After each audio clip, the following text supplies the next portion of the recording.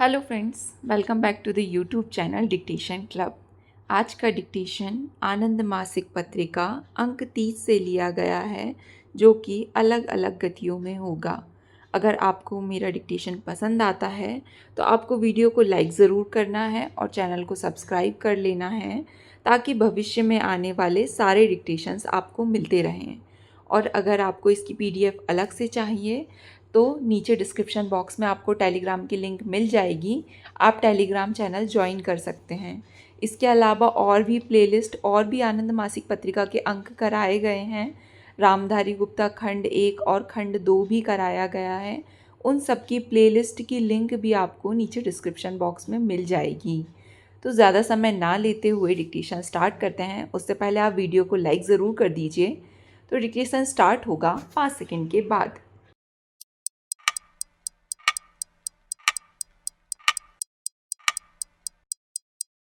प्रिय मुख्यमंत्रियों और वह लोगों को मूल सामाजिक एवं आर्थिक सेवाएं प्रदान करता है जिसकी बहुत अरसे तक उपेक्षा की है। निष्पादन की उपेक्षा से आवंटनों पर अत्यधिक निर्भरता से कोई लाभ नहीं हुआ है। परिणामों के लिए कार्यपालिका का होना अत्यावश्यक है, न कि बजटीय लक्ष्यों की प्राप्ति। चाहे हमारी वास्तविक अथवा सामाजिक आधारिक संरचना का विकास हो, चाहे हमारा कल्याण अथवा प्रोन्नति कार्यक्रम हो। पिछली योजनाओं में एक प्रमुख सबक बात कार्यान्वयन तथा अनुवर्ती कार्रवाई में हमारी कमियां रही हैं। इससे लोगों में अक्सर निराशा एवं कटुता पैदा होती है। स्वतंत्रता दिवस के भाषण में मैंने कहा था कि केंद्र आगामी वर्ष को कार्यान्वयन वर्ष के रूप में मनाएगा। आज मैं आप सबसे अपने अपने राज्यों में ऐसा करने का आग्रह करता हूँ। आइए एक साथ मिलकर हम कार्यान्वयन, मॉनिटरिंग और अनुवर्ती कार्रवाई के एक नए मानदंड स्थापित करने का प्रयास करें, जो एकमात्र योजना के दृष्टिकोण पत्र में स्थापित चुनौतीपूर्ण उद्देश्यों को प्राप्त करने की गारंटी दे सकता है। पिछले वर्षों में मुद्दों के ऊपर सैद्धांतिक एवं अवधारणात्मक मतभेदों को बहुत हद तक कम किया गया है। हम अपनी सामूहिक राजनीतिक इच्छा शक्ति के साथ दृष्टिकोण पत्र द्वारा सिफारिश किए गए उपायों पर निर्णायक रूप से अग्रसर होने के लिए तत्पर हैं। आइए हम दलगत राजनीति से ऊपर उठें और योजना के दृष्टिकोण पत्र में प्रस्तावित प्रस्तावों को अपना सामूहिक समर्थन प्रदान करें। आज हम योजना आयोग को एक ऐसा योजना दस्तावेज तैयार करने के लिए निर्देश दें जिसमें निष्पादन किए जाने वाले कार्यों और केंद्र राज्य सरकारों और पंचायती राज संस्थाओं द्वारा वहन किए जाने वाले उत्तरदायित्वों का ब्यौरा हो। हम अपनी और निजी क्षेत्र को नागरिक सामाजिक संगठनों और सबसे बढ़कर लोगों की स्वयं की भागीदारी की मांग करें।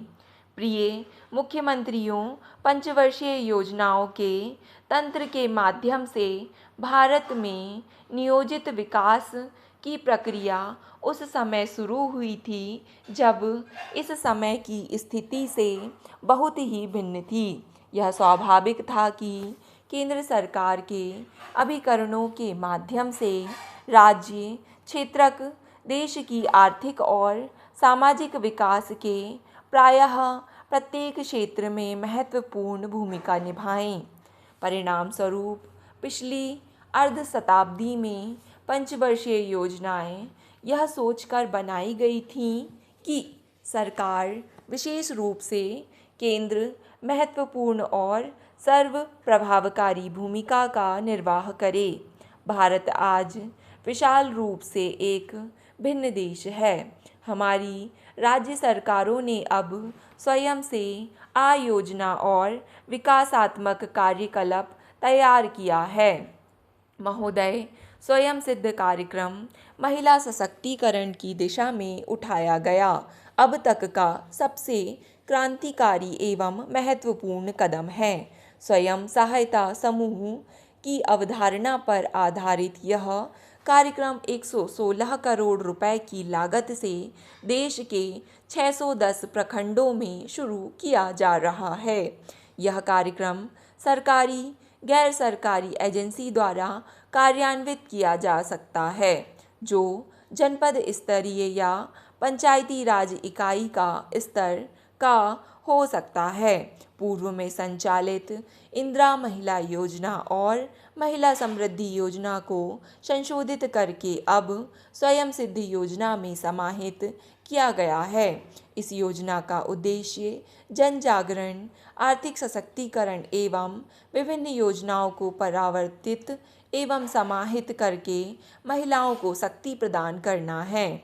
इस योजना की घोषणा केंद्रीय मानव संसाधन विकास मंत्री ने गत 12 जुलाई को महिला सशक्तिकरण वर्ष के अंतर्गत विभिन्न योजनाओं के कार्यान्वयन की समीक्षा हेतु गठित केंद्रीय सलाहकार समिति की बैठक के दौरान की थी। केंद्रीय सलाहकार समिति ने पाया कि देश में पुरुष एवं महिला अनुपात में लगातार गिरावट दर्ज की जा रही है, जो चिंता का विषय है। इसके लिए बालिका शिशु हत्या की घटनाओं को रोकने के अलावा स्त्री एवं पुरुष की साक्षरता प्रतिशत की वर्तमान अंतर को कम या समाप्त करना होगा। यह अब तक नहीं हो सकता है जब तक महिलाओं को आर्थिक रूप से सशक्त एवं स्वावलंबी बनाने हेतु कार्यक्रम न लागू किया जाए।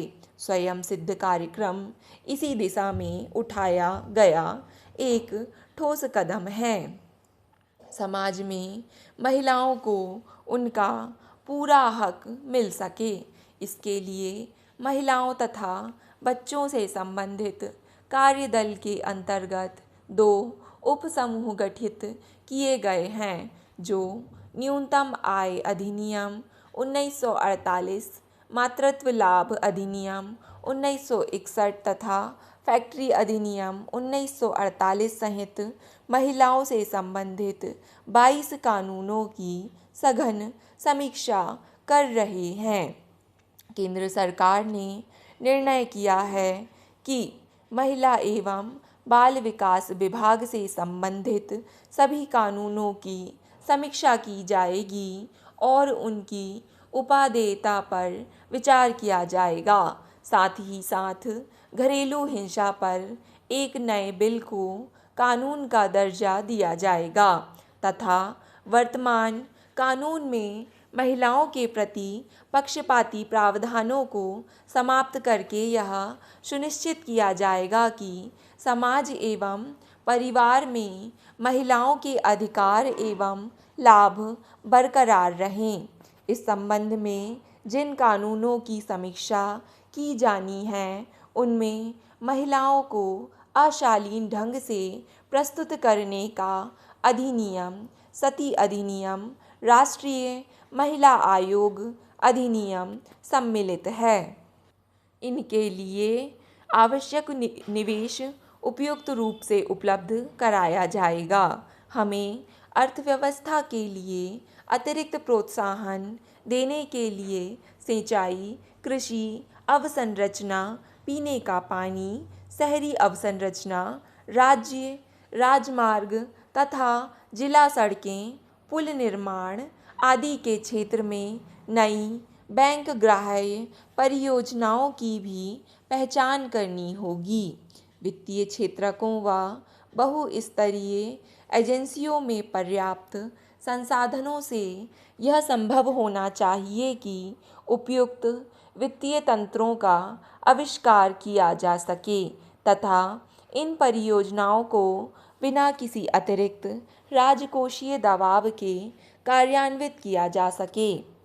आर्थिक विकास में तेजी पर बल देते समय दृष्टिकोण पत्र ने हमारे सामाजिक क्षेत्र के विकास के लिए अभिनव तथा और अधिक प्रभावशाली तरीकों की आवश्यकता की तरफ ठीक ही इशारा किया है।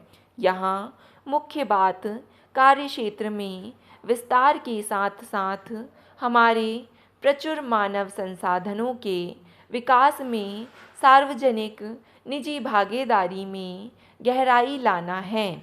ऐसी भागीदारी संभव है तथा शिक्षा, स्वास्थ्य, देखभाल एवं स्वच्छता के लिए यह आवश्यक भी हो गया है। दृष्टिकोण पत्र में अच्छे शासन के महत्व को ठीक तरीके से परिलक्षित किया है।